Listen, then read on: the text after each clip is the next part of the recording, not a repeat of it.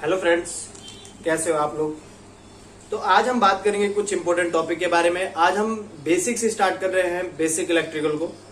तो आप लोग, मेरी कोशिश रहेगी मतलब मैं आप लोगों को अच्छे तरीके से बेसिक इलेक्ट्रिकल मतलब बेसिक से कॉन्सेप्ट को समझाने की कोशिश करूंगा कि जो आप लोगों को समझ में अच्छी तरीके से क्या है चीजें आए, क्योंकि हम एक तरफ मशीन को भी कर रहे हैं, एक तरफ से हम बेसिक भी करेंगे, जो इजीली हमारा सिलेबस आराम से क्या हो जाए, कंप्लीट हो जाए।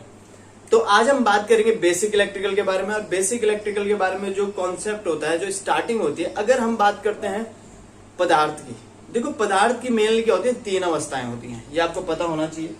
ठीक है, पदार्थ की क्या होती है, तीन स्टेट होती है, या फिर पदार्थ या तत्वों की क्या होती है, तीन अवस्थाएं होती हैं। ठीक है, अगर हम किसी तत्व की बात कर रहे हैं, कोई एलिमेंट है तो उसकी क्या है, तीन अवस्थाएं होती हैं। पहला होता है द्रव, ठीक है, दूसरा होता है ठोस, ठीक है, आप लोगों को दिखाई दे रहा होगा, द्रव, ठोस और गैस। इन तीन अवस्थाओं से मिलकर, ठीक है, द्रव, ठोस और गैस, इनसे मिलकर क्या होता है, देखो कोई भी पदार्थ हो, इन तीन चीजों से भी मिलकर होता है, या तो फिर वो द्रव होगा, या फिर ठोस होगा, फिर गैस होगा। अब देखो इसमें जो हमारा कॉन्सेप्ट आता है, हम इलेक्ट्रिकल को पढ़ने से पहले ये चीज हमको थोड़ा पता होनी चाहिए। देखो जो द्रव हो, चाहे ठोस हो, चाहे गैस हो, एक्चुअली ये जो तीनों होते हैं ये मिलकर बने होते हैं। किससे मिलकर बने होते हैं, अणुओं से मिलकर बने होते हैं। किससे मिलकर बने होते हैं, अणुओं से। देखो अणु मतलब हम कह सकते हैं कि ये किससे मिलकर बने होते हैं, मॉलिक्यूल से मिलकर बने होते हैं। किससे मिलकर बने होते हैं, मॉलिक्यूल से। अब देखो तत्व तो हमको पता है कि तीन पार्ट्स में डिवाइड होते हैं, और जो तत्व होता है वो किससे मिलकर बना होता है, मॉलिक्यूल से मिलकर बना होता है। और एक्चुअल जो मॉलिक्यूल होते हैं, मॉलिक्यूल होता क्या है, देखो किसी भी पदार्थ का वो छोटा से छोटा कण जिसमें क्या हो, जिसमें क्या पाई जाती है, उसकी भौतिक अवस्थाएं पाई जाती हो, मतलब उसके भौतिक गुण उसमें विद्यमान हो। हम कह सकते हैं कि अणु किसे कहा जा सकता है। देखो अणु किसे कहा जाता है,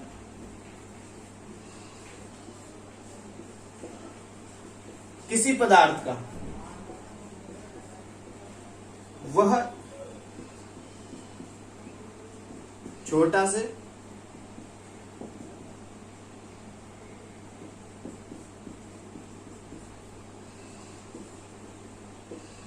कण जिसमें उसके भौतिक गुण क्या हो, विद्यमान। ठीक है, ये डेफिनेशन होती है। मतलब हम कह सकते हैं, आप लोगों को समझ में आ रहा होगा। देखो मैंने लिखा है बेसिक इलेक्ट्रिकल समझ में, बात कर रहे हैं तत्व की। तत्व होते हैं मेनली तीन प्रकार, द्रव, ठोस, गैस। ठीक है, और जो ये तीनों मिलकर बने होते हैं, देखो ये तीनों जो मिलकर बने होते हैं, ये होते हैं अणुओं से मिलकर बने।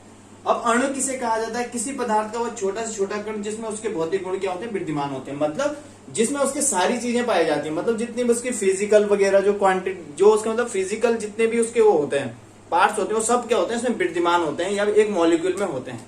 ठीक है, अब देखो मॉलिक्यूल तो हमको पता चल गया कि मॉलिक्यूल होता क्या है। ठीक है, आई होप आप लोगों को समझ में आ चुका होगा। अब हम बात करेंगे, इसके बाद हम बात करेंगे, देखो जो अणु होता है, ठीक है, अणु क्या होता है। अगर हम अणु की बात करते हैं, अगर हम बात करेंगे अणु की, ठीक है, तो जो अणु होता है यह मिलकर बना होता है, किससे, परमाणुओं से मिलकर बना होता है। किससे मिलकर बना होता है, परमाणुओं से मिलकर बना होता है, या फिर हम इसे एटम कहते हैं। किससे मिलकर बना होता है, परमाणु से मिलकर बना होता है। अब देखो परमाणु क्या होता है, परमाणु वह होता है जो क्या करता है, मतलब पदार्थ का वो ये सूक्ष्मतम इकाई कहा जाता है, जो क्या करता है, रासायनिक अभिक्रिया में क्या लेता है, भाग लेता है। मतलब पदार्थ का वह सूक्ष्मतम इकाई जो क्या करता है, रासायनिक अभिक्रिया में क्या लेता है, भाग लेता है, तो उसे क्या कहा जाता है, परमाणु कहा जाता है। ठीक है, यहां से आप लोगों को पता चल जाएगी। ठीक है, अब देखो इसकी डेफिनेशन, मैं डेफिनेशन है क्योंकि डेफिनेशन में जरूरी होती है, क्योंकि हमको पता होना चाहिए एक्चुअल है क्या। तो हम लिख सकते हैं किसी पदार्थ की वह सूक्ष्मतम इकाई जो रासायनिक अभिक्रिया में क्या लेती है, भाग लेती है। ठीक है, किसी पदार्थ की वह सूक्ष्मतम इकाई मतलब एक छोटा कण, मतलब एक छोटा से छोटा कण जो क्या करता है, किसी भी रासायनिक अभिक्रिया में क्या लेता है, भाग लेता है। मतलब जो भी रासायनिक अभिक्रियाएं हैं जो भाग लिया जाता है वो किसके माध्यम से लिया जाता है, परमाणुओं के माध्यम से लिया जाता है।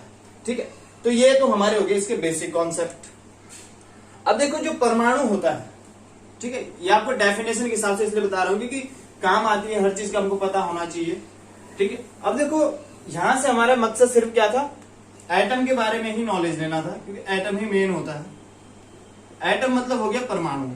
ठीक है, अब जो परमाणु होता है ये मिलकर बना होता है 3 चीजों से। पहला, ठीक है, जो पहली चीज आती है इसके अंदर वो आती है इलेक्ट्रॉन। ठीक है, इलेक्ट्रॉन। दूसरी चीज आती है प्रोटॉन। तीसरी चीज आती है न्यूट्रॉन। तीसरी चीज क्या आती है, न्यूट्रॉन आती है।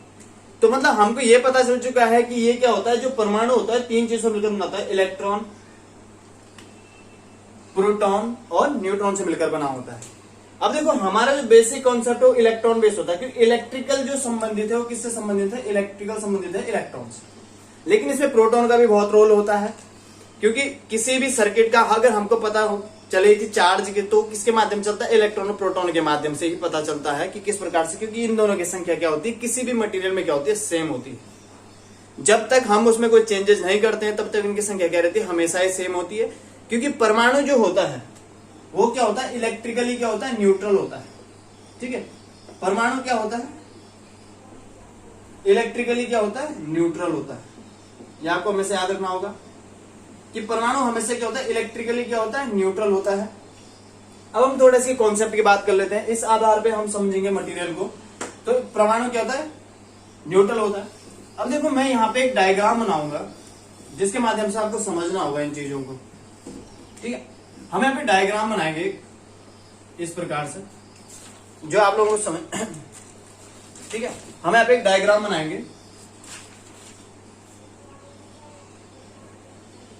ये इस प्रकार से हमने क्या बनाया, एक एटम है हमारा, यह परमाणु। ठीक है, अब देखो सबसे पहले क्या होता है, इसमें एक न्यूक्लियस होता है। न्यूक्लियस जिसे नाभिक कहा जाता है। इसमें क्या होता है, न्यूक्लियस होता है। ये जो पार्ट्स होता है इसे क्या कहा जाता है, न्यूक्लियस कहा जाता है। क्या कहा जाता है, न्यूक्लियस कहा जाता है। क्या कहा जाता है, न्यूक्लियस कहा जाता है इस पार्ट को। और ये जो बाहर इसकी होती है, ये देखो, ये जो अंदर वाला पार्ट इसे न्यूक्लियस कहा जाता है, ये आपको पता होना चाहिए। और इसमें क्या होते हैं, न्यूट्रॉन और प्रोटॉन रहते हैं। इसमें कौन रहते हैं, न्यूट्रॉन और प्रोटॉन रहते हैं न्यूक्लियस में। और जो हमारी बाहर जो मैं आपको दिखा रहा हूं इसे कहा जाता है ऑर्बिट। इसे क्या कहा जाता है, ऑर्बिट कहा जाता है। ठीक है, अब देखो इसको ऑर्बिट कहा जाता है, तो इस प्रकार इसमें अलग अलग कक्षाएं होती हैं। ठीक है, इसे क्या कहा जाता है, ऑर्बिट। ये होता है न्यूक्लियस। अब देखो न्यूक्लियस में क्या होते हैं, न्यूक्लियस में होते हैं न्यूट्रॉन और प्रोटॉन। न्यूट्रॉन और क्या होते हैं, प्रोटॉन होते हैं। और जो बाहर की कक्षा होती है, जो आपको बाहर की कक्षा दिखाई दे रही है कि हम कुछ इलेक्ट्रॉनों को दिखा देते हैं इस प्रकार से। ठीक है, ये हमने दिखा रखे हैं रैंडम में। ठीक है, ये हमारा न्यूक्लियस है। इसके बाहर ही हमारे बाह्य कक्षा में देखो, इसमें अंदर वाली कक्षा में 2 होते हैं, तो हमने दिखा रखा है बाह्य वाली कक्षा में, क्योंकि हमको केमिस्ट्री नहीं, हमको सिर्फ इस चीज के बारे में नॉलेज करना है, क्योंकि हमको इलेक्ट्रिकल पढ़ने, तो हमको इस चीजों का पता होना चाहिए। और जो ये ऑर्बिट में होते हैं, ऑर्बिट में क्या होते हैं, हमेशा ही इलेक्ट्रॉन होते हैं।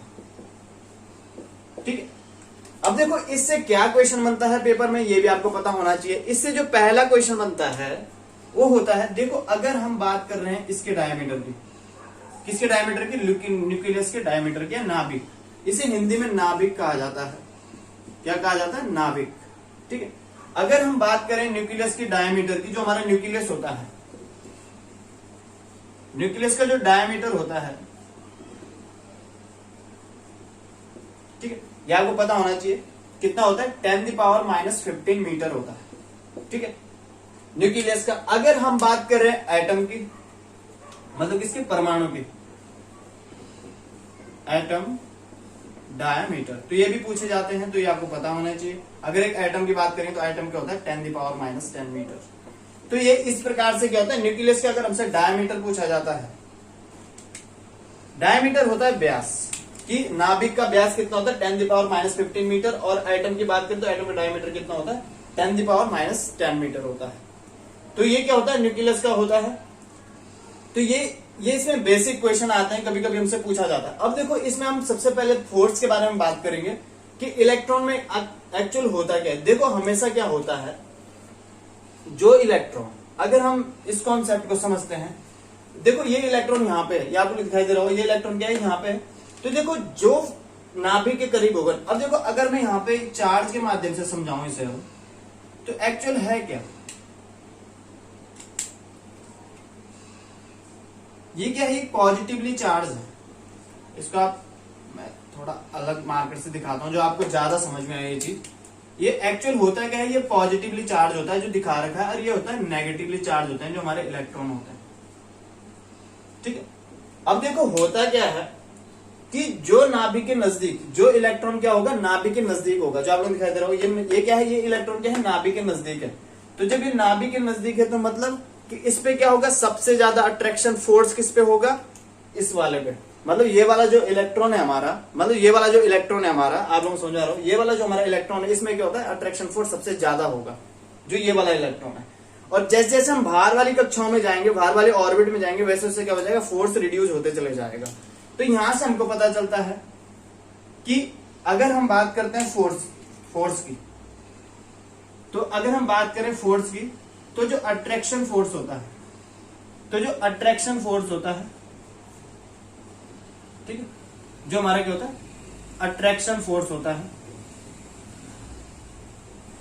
वो सबसे ज्यादा कहां होता है, इन वाले इलेक्ट्रॉन पे। मतलब जो हमारी क्या होती है, मतलब हम कह सकते हैं इनर ऑर्बिट होती है। इनर ऑर्बिट का मतलब हो गया कि मतलब जो हमारी क्या होती है, जो मतलब हमारे अंदर की जो क्या है ऑर्बिट है, उसमें क्या होती है, सबसे ज्यादा क्या होगा, फोर्स लगेगा। अट्रैक्शन मतलब होता है आकर्षण बल।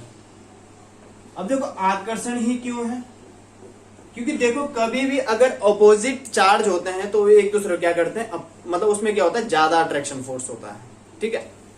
दूसरी जो चीज होती है इसके अंदर, ये किसके बारे में बात कर रहे थे हम, अट्रैक्शन के बारे में बात कर रहे थे कि सबसे ज्यादा अट्रैक्शन फोर्स किसमें होता है, जो नाभिक के नजदीक होता है, ठीक है।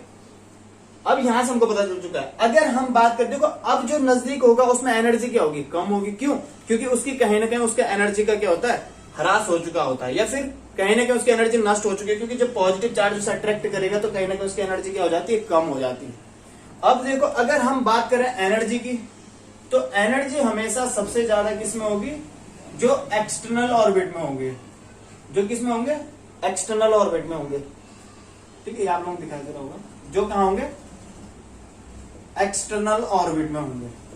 उनमें क्या होगा, सबसे ज्यादा एनर्जी होगी, क्योंकि उसमें सबसे ज्यादा चार्ज होगा, मतलब वो फ्री होने के लिए ज्यादा चार्ज रहता है। अब देखो एक्चुअल हर एक इलेक्ट्रॉन का प्रोसेस क्या होता है, हर एक इलेक्ट्रॉन क्या होना चाहता है, फ्री होना चाहता है। तो एक्चुअल क्या होता है कि सबसे ज्यादा अगर एनर्जी की बात करें तो बाह्य ऑर्बिट के इलेक्ट्रॉन में होती है, अगर सबसे ज्यादा अट्रैक्शन फोर्स की बात करते हैं तो सबसे ज्यादा कहां होता है, अंदर वाले ऑर्बिट के इलेक्ट्रॉन में होता है। यहां से हमारे समझ में ये कॉन्सेप्ट है, इसमें से ये भी पेपर में पूछा जाता है, कई बार ये चीजें पूछी जाती है। दूसरा ये ऑर्बिट में कि आकर्षण फोर्स या अट्रैक्शन फोर्स सबसे ज्यादा कहां होता है, तो इनर ऑर्बिट में होता है। अगर बात करें एनर्जी की बात करें तो एनर्जी सबसे ज्यादा किसमें होगी, जो बाह्य ऑर्बिट में होगी, जो हमारा क्या होगा, बाह्य ऑर्बिट। जो एनर्जी मतलब होता है ऊर्जा, ऊर्जा मतलब फ्री होने की एक ऊर्जा, जिसमें अगर हम थोड़ा सा फोर्स लगाते हैं तो कहीं ना कहीं फ्री हो जाता है, क्योंकि उसमें एनर्जी लेवल क्या होता है, हाई होता है, क्योंकि उसका चार्ज क्या होता है, ज्यादा होता है। तो ये हमारे बेसिक से कॉन्सेप्ट थे जो हमने समझे, ठीक है। अब मैं इसे मिटा रहा हूं, ठीक है। अब जो इसमें दूसरा पार्ट आता है हमारा, ये हमने समझ लिया है, ये बेसिक पार्ट्स हैं इसके। अब देखो दूसरा जो पार्ट आता है, अब देखो इलेक्ट्रॉन, ये हमने नाभिक के बारे में बात कर ली। अब हम बात करते हैं थोड़ा इनके चार्ज के बारे में। हम एक साइड चार्ज और एक साइड इनका वेट लिखेंगे, ठीक है। देखो पहले हम लिखेंगे जो हमारे क्या होते हैं, यहां हमारे क्या आते हैं, जो हमारे इलेक्ट्रॉन है, प्रोटॉन और न्यूट्रॉन, ठीक है। देखो सबसे पहले बात करेंगे हम इनके चार्ज की, जो इनका क्या होता है, चार्ज होता है, चार्ज और इनका वेट। ठीक है, ये पूछा जाता है। देखो चार्ज होता है कूलाम में, सी से डिनोट किया जाता है, और वेट होता है केजी में। ठीक है, ये आपको पता होना चाहिए। अब देखो इलेक्ट्रॉन की अगर हम बात करें तो चार्ज कितना होता है, इलेक्ट्रॉन का जो चार्ज होता है वो होता है 1.6 10⁻⁻19, और ये होता है नेगेटिव में। ठीक है, कूलाम। और वेट की बात करते हैं, अगर इसको आप ऐसे ना रख के ऐसे रख लो, ज्यादा सही रहेगा, यूं। ठीक है, अगर हम बात करें वेट की, तो वेट होता है 9.1 इंटू 10⁻31 केजी। ठीक है, अगर हम बात करें प्रोटॉन की, तो प्रोटॉन का कितना होता है, पॉजिटिव में होता है 1.6 10⁻19 कूलाम। अगर हम बात करें इसके वेट की, तो ये होता है 1.6 10⁻27 केजी। ठीक है, अगर हम बात करें इसका चार्ज की, तो इसमें क्या होता है, 0 या शून्य कह सकते हैं, इसमें कोई चार्ज नहीं होता है न्यूट्रॉन में। और इसका वेट होता है वो सेम होता है किसके बराबर, या बता लो कि इसका वेट क्या होता है, सेम होता है किसके बराबर। अब देखो इसमें एक क्वेश्चन बनता है, ये तो आप लोगों को पता होता है बेसिकली। अब देखो सबसे जो हाइड्रोजन होता है, जो क्या होता है, हाइड्रोजन होता है, एक्चुअल जो हाइड्रोजन का वेट होता है, मतलब हम बोल सकते हैं कि क्योंकि देखो हाइड्रोजन में एक ही अणु होता है, तो हम कह सकते हैं कि अणुओं के आधार पर वेट डिसाइड होता है। तो हम ये कह सकते हैं जो हाइड्रोजन का वेट होगा, हाइड्रोजन अणु का जो वेट होता है, या हाइड्रोजन परमाणु का, अणु ना कह के हम परमाणु कहते हैं, अगर हाइड्रोजन परमाणु का हम वेट की बात करते हैं, तो कहीं ना कहीं जो वेट होता है वो कितना होता है, वो किसके बराबर होता है, लगभग किसके बराबर होता है, न्यूट्रॉन के बराबर होता है, या फिर हम प्रोटॉन के बराबर भी कह सकते हैं, प्रोटॉन, क्योंकि दोनों का वेट क्या होता है, सेम होता है। ठीक है, अब अगर हम बात करें इसके रिलेशन के इलेक्ट्रॉन के साथ, तो होता है 18 गुणा 40, 1840 गुणा, ठीक है, याद समझ आ रहा है, 1840 गुणा इलेक्ट्रॉन वेट। ठीक है, इलेक्ट्रॉन वेट, तो इनके बीच में रिलेशन होता है, कई बार पूछा जाता है, कई बार हाइड्रोजन से तुलना की जाती है इलेक्ट्रॉन की, तो कितना होता है, 1840 गुना क्या होता है, ज्यादा होता है, न्यूट्रॉन का भी ज्यादा होता है, प्रोटॉन का भी 1840 गुना ज्यादा होता है, तो इससे ये क्वेश्चन बनता है। ठीक है, तो ये हमारे बेसिक से कॉन्सेप्ट थे, जिनसे बेसिक क्वेश्चन पूछे जाते हैं, कई बार इससे रिलेशन से आ जाता है, कई बार दूसरे वाले रिलेशन से आ जाता है। अब हम एक चीज और समझते हैं, फिर हम धीरे धीरे करके करेंगे। ठीक है, ये आप लोगों को समझ में आ चुका होगा, आई होप। ठीक है, अब हम इससे बात करते हैं फ्री इलेक्ट्रॉन की। ठीक है, अब हम बात करेंगे आप फ्री इलेक्ट्रॉन की। फ्री इलेक्ट्रॉन क्या होता है, आज हम सिर्फ फ्री इलेक्ट्रॉन तक ही पहुंचेंगे, क्योंकि हम धीरे धीरे ही कॉन्सेप्ट वाइज जो जो चीजें पूछी जाती हैं, हम उस आधार पे ही क्या करेंगे, धीरे धीरे सिलेबस को आगे बढ़ाएंगे। ठीक है, जहां आप लोगों को डाउट होता है, आप कमेंट बॉक्स में बता सकते हो कि यहाँ पे हमको डाउट है, तो मेरी कोशिश रहेगी उस डाउट को मैं क्लियर कर सकूं। ठीक है, देखते हैं।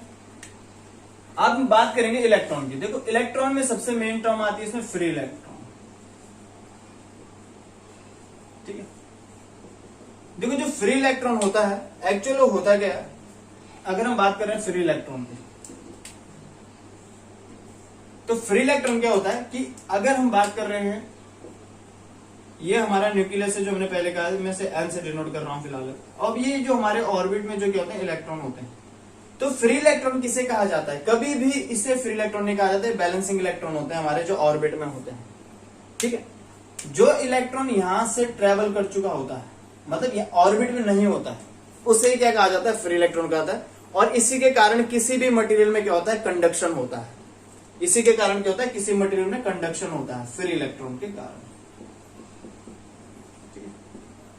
अगर हम बात करें फ्री इलेक्ट्रॉन की, तो देखो कंडक्टर जो होता है, क्योंकि तीन प्रकार के हमारे मटेरियल होते हैं, कंडक्टर होता है, एक सेमी कंडक्टर होता है, अगर हम बात करें ठीक है, ये कंडक्टर हो गया, और ये क्या होता है, इंसुलेटर होता है। तो अगर हम बात करते हैं फ्री इलेक्ट्रॉन की फिलहाल अभी, तो इसमें अगर हम एक मतलब अगर हम बात कर रहे हैं मटेरियल के हिसाब से, तो ये अगर हम बात करते हैं कंडक्टर की, तो कंडक्टर में होते हैं 10⁻22। ठीक है, ये क्या होते हैं, मतलब एक क्यूबिक में होते हैं, एक आयतन में पाए जाते हैं। मतलब अगर हम एक यूनिट आयतन लेते हैं तो उसमें क्या होते हैं, इतने इलेक्ट्रॉन हमारे होते हैं, ठीक है। और अगर हम बात करें इसमें, तो इसमें होते हैं 10⁻18 और इसमें होते हैं 0। तो इस प्रकार से जो हमारे फ्री इलेक्ट्रॉन संख्या सबसे ज्यादा किसमें होती है, कंडक्टर में होती है, उसके बाद सेमीकंडक्टर, उसके बाद इंसुलेटर। अब इनके आधार पे हम नेक्स्ट वीडियो बनाए जो हम करंट से स्टार्ट करेंगे फिर, और देखेंगे कि कौन कौन से हमारे कॉन्सेप्ट होते हैं, किस आधार पे हम वीडियो को मतलब आप लोगों को ज्यादा समझ में आए। और आप चैनल को सब्सक्राइब जरूर करें। मेरी कोशिश रहेगी मैं आपको अच्छे तरीके से टॉपिक को क्लियर करवा पाऊं। नोट्स भी आपको प्रोवाइड किए जाएंगे, तो कृपया वीडियो को पूरा देखें और सब्सक्राइब जरूर करें चैनल को। धन्यवाद।